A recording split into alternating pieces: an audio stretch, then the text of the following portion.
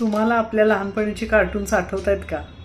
Tom and Jerry, तुझं माझं पटेना आणि तुझ्या वाचून करमेना, ही म्हण त्यांच्याकडे बघूनच निर्माण झाली की काय असं वाटावं, असं त्यांचं चाललेलं असायचं.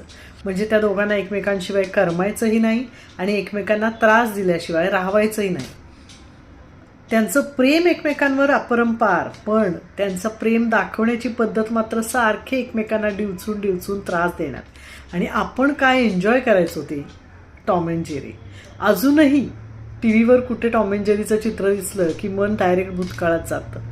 पण आता आयुष्यात टॉम अँड जेरी आपणच झालोय की काय असं वाटायला लागलंय.